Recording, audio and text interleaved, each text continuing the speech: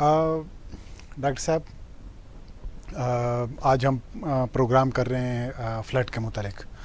तो आपके ज़हन में सवाल होगा, बल्कि सबके ज़हन में सवाल होगा कि इतने तकरीबन हफ़्ता डेढ़ हफ़्ते के बाद क्यों कर रहे हैं ये प्रोग्राम। हमने आज प्रोग्राम करना है कि बात करनी है कि ये जो वजूहात है फ्लड आने की, ये कौन कौन से वजूहात हैं, जिसमें ज़ाहिर बात है वजह जो आते हैं तो वो तो स्टेट लेवल की जो पॉलिसीज़ है उसकी भी होगी, लेकिन डेफिनेटली लोगों के वहाँ पे मकामी कम्युनिटी जो है उस पे भी बात उठती है और उस पे भी बात होती है। और ये प्रोग्राम मैं इसलिए लेट कर रहा हूँ कि अगर उस वक्त करता, गम अभी भी गम है, लोग तकलीफ़ में हैं, लेकिन वो उस वक्त वो विक्टिम ब्लेमिंग टाइप बन जाता है ना। कि इस वक्त इसलिए कर रहे हैं कि हम चाहते हैं कि थोड़ा सा ये सारी चीज़ें बाकायदा हम सामने लाएं, ताकि एक पॉलिसी लेवल की इंटरवेंशन हो। ऐसा ये बार बार आए ना, मतलब ये गलतियां बार बार रिपीट ना हो। तो आज के प्रोग्राम ये करेंगे कि फ्लड की जो वजूहात हैं तो उसमें आप भी मदद करें, हम सब की बता दें कि कौन कौन सी ऐसी बुनियादी वजूहात हैं जिनसे फ्लड तो आते रहते हैं, लेकिन वो शिद्दत और वो जो नुकसान होता है ये मतलब कब ज़्यादा बढ़ता है। देखिए, एक तो ये है कि आपने बिल्कुल ये बात दुरुस्त कही कि जब लोग खुले आसमान तले बैठे हों, उनके घर बार उजड़ चुके हों, उनके डोर डंगर ख़त्म हो चुके हों, उनके ज़राए आमदनी ख़त्म हो चुके हों, और ये सिर्फ़ 1-2 लाख लोग नहीं बल्कि 3 करोड़ लोग जितने मीन पूरे पाकिस्तान में, पुख्तनख्वा में और सिंध में और जनूबी पंजाब में और बलूचिस्तान में, बल्कि गिलगित बल्तिस्तान तक ये पूरी कहानी या पूरा जो तूफ़ान था, जो अज़ाब था, जो आफत थी चली गई थी। तो उस वक्त उस पे बात भी करना न सिर्फ ये कि मुनासिब नहीं थी, बल्कि उस वक्त तो फौरी इमदाद की ज़रूरत थी। अब भी इमदाद की बड़ी फौरी ज़रूरत है, लेकिन 2-3 चीज़ें बड़ी वाज़ेह तौर पे ये जो डिस्कोर्स बनता है, ये जो बयानिया, ये जो नज़रिया बनता है लोगों का, तो उसमें कई एक लोग इस तरह का बयानिया या इस तरह की बात फैलाने की कोशिश करते हैं कि ये शायद खुदा की तरफ से कोई अज़ाब है, कोई गुनाह हुआ है तो उस गुनाह की वजह से कोई अज़ाब है, तो उस अज़ाब की, उस गुनाह की अगर माफ़ी मांगी जाए तो शायद फिर ये अज़ाब नहीं आएगा, या फिर ये तूफ़ान नहीं आएगा, या फिर ये आफत नहीं आएगी। बुनियादी तौर पे अगर ये इंसानी आमाल भी हैं तो वो इंसानी आमाल कौन कौन से हैं जिसकी वजह से मसलन सैलाब आता है। देखें, कार्बन एमिशंस होते हैं, ये पूरी दुनिया में जिस तरह लालच की बुनियाद पे चीज़ों के बनाने का एक बेलगाम किस्म का पैदावारी अमल है, और जिसमें माहौलियात का ख्याल नहीं रखा जाता, जिसमें जंगल काटे जाते हैं, जिसमें पहाड़ काटे जाते हैं, जिसमें हर जगह पे सड़कें बनाई जाती हैं, जिसमें हर जगह पे आप पेट्रोल जलाते हैं, जिसमें हर जगह पे आप फासिल फ्यूल्स जलाते हैं, तो वो ज़ाहिर है कि बैनुल-अक़वामी तौर पे, दुनियावी कायनाती तौर पे एक किस्म की वार्मिंग या गर्मी आ जाती है।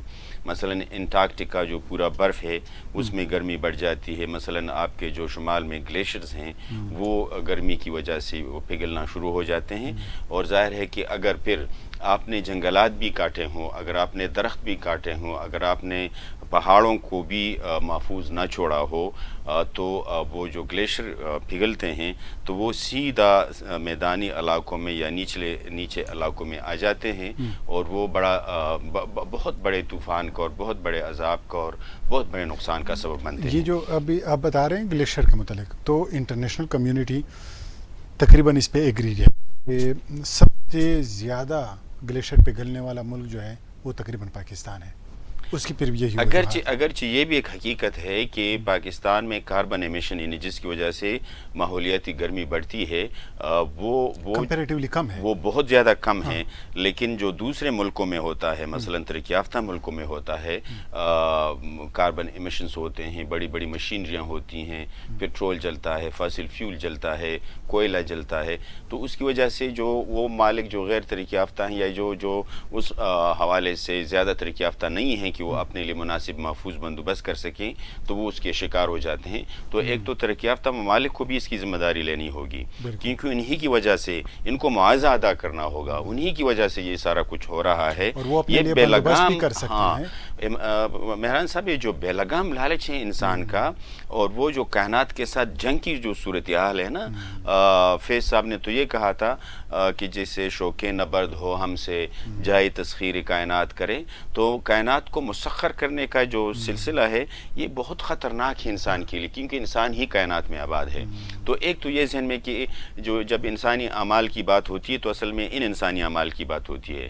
پھر جو دوسری بات بڑی اہم ہے اس میں, جو جنگل, جو پہاڑوں اور برساتی نالوں کے راستے ہیں, ان میں لوگ بڑے بڑے مکانات تعمیر کرتے ہیں. آپ دریا سوات پہ دیکھ لیں, یہ منگورا سے شروع ہو کہ آپ کالام تک جائیں, دوسرے دریاؤں پر بھی ایسا ہی ہے.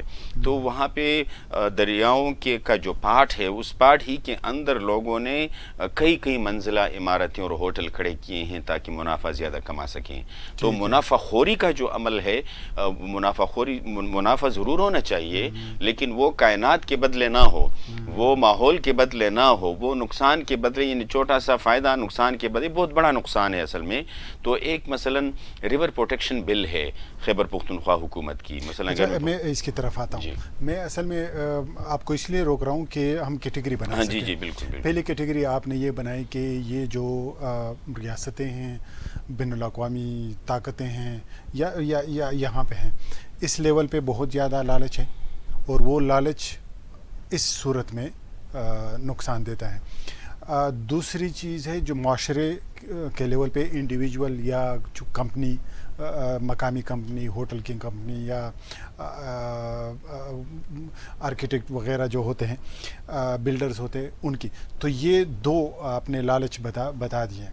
تیسرا آپ بتا رہے تھے کہ اس میں جو اسٹیٹ کی اندرونی جو پالیسیز, جو پالیسی لیول پہ ہے, مثلا مثال کے طور پہ خیبر پختونخوا میں کچھ سال پہلے ایک بل بنا جس کو ریور پروٹیکشن بل کہا گیا, دریا سوات کے کنارے.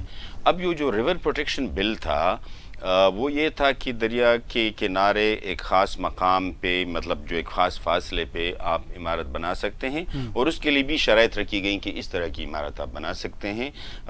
ایک خاص فاصلے کو چھوڑ کے آپ نہیں بنا سکتے, خاص فاصلے کو چھوڑ کے بنا سکتے ہیں, اس کے بغیر آپ نہیں بنا سکتے.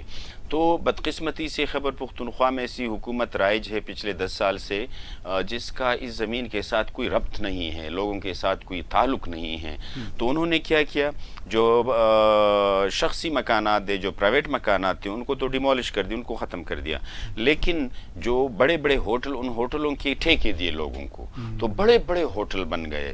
اب ہوٹل بننا یا ٹورزم انڈسٹری کا آگے بڑھنا بہت اچھی بات ہے, یہ معیشت کے حجم میں اضافے کا باعث بنے گا, لیکن ماحول کی قیمت پہ, دریا کی قیمت پہ, یعنی دریائے سوات کو جگہ جگہ پہ ایسا کھودا ہے جیسے آپ نے وہاں سے کنواں نکالا ہو, یعنی جگہ جگہ پہ اس میں غار بنا دیے ہیں. تو ابھی سیلاب کے ذریعے وہ صاف ہو گیا ہے. تو میرا خیال ہے کہ اب حکومت کی جو پالیسی لیول امپلیمنٹیشن ہے یا اس کا نفاذ ہے, اس بل کا نفاذ ہے, وہ سختی کے ساتھ ہونا چاہیے. تو دریائے سوات کو نقصان پہنچے گا تو ظاہر ہے کہ نیچے چرسدہ کو نقصان پہنچا, وہ 2 حصوں میں تقسیم ہو جاتا ہے. پھر یہ نوشیرہ کو نقصان پہنچے گا, جب دریا کابل میں دریا سوات گرتا ہے تو ظاہر ہے کہ پھر اس کو نقصان پہنچے گا. پھر پورے پشاور ویلی کو پہنچے گا, اور ظاہر ہے کہ اب دیکھ رہے ہیں کہ پورا مدینی اور پورا بحرین بہہ گیا. یہ جو بحرین کا پورا بازار ہے, تو اس بازار کے ساتھ ہی بازار ہی میں دریا بہہ رہا ہے. اس کی وجہ کیا ہے؟ اس کی وجہ یہ ہے کہ دراصل دریا کا راستہ وہی تھا, تو لوگوں نے دریا کے راستے پہ بازار بنا دیا مثلا. اب یہ جو دریا کا راستہ وہ اس طرح جا رہا ہے, اس طرح بنا دیا گیا, لیکن یہ ہے سیدھا, تو دریا نے سیدھا راستہ بنا دیا. یہ تو آپ بتا رہے ہیں کہ شروع میں آپ نے بتایا کہ ہاں ہمارے اپنے اعمال ہیں, تو یہ تو بات یہ ہوئی ہے نا کہ حکومت کے اعمال کی وجہ سے ہمارے یہ حال ہے بہت زیادہ. یہ تو ظاہری بات ہے, یہ پالیسیز امپلیمنٹیشن نہیں ہوگی, بل آتے ہیں, بل کے حد تک بات ختم ہوتی ہے.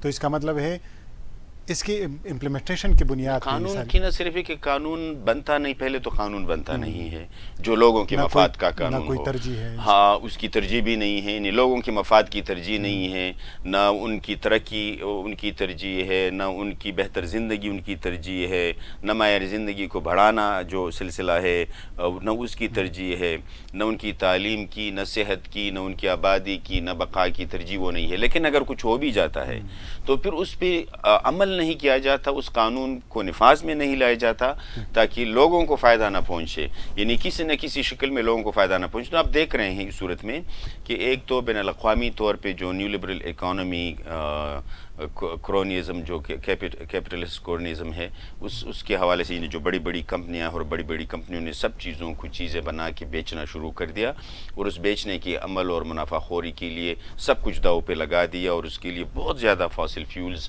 جو زمین کے اندر کوئلہ ہے اور پیٹرول ہے اور گیس ہے وہ جلا رہے ہیں. تو ایک تو اس کا ہے.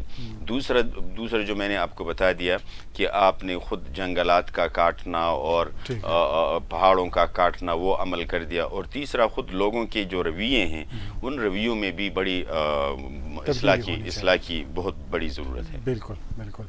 بہت بہت شکریہ. یہ اس کو ہم نے دیکھا ہے. ہم کوشش کریں گے کہ ایک اور پروگرام میں یہ بھی دیکھ لیں کہ یہ جو ریلیف اور یہ ساری چیزیں ہیں یہ بین الاقوامی جو خیراتی ادارے ہیں ان کی مدد سے ہونی چاہیے، ہو سکتا ہے اس حالات میں، یا خود ہی ہم جو چندہ وغیرہ اکٹھا کرتے ہیں یہاں پہ چیریٹی کا جو فنڈ ہوتا ہے. میں ایک صرف آپ کی ایک چھوٹی سی بات میں یہ دیکھیں، اس پورے عمل میں جب جس طرح کی قدرتی آفت آتی ہے تو اس قدرتی آفت میں ہمیں بار بار یہ احساس ہوا، بلکہ بار بار اب تو ہم کہتے ہیں کہ شاید اگلی بار سبق سیکھ چکے ہوں گے، اگلی بار سیکھ چکے ہوں گے. سبق وہ کوئی نہیں سیکھتا. دیکھیں یہ جو آپ کا میٹیورولوجیکل ادارہ ہے، مثلا موسمیاتی اطلاعات کا ادارہ، وہ فیل ہو جاتا ہے.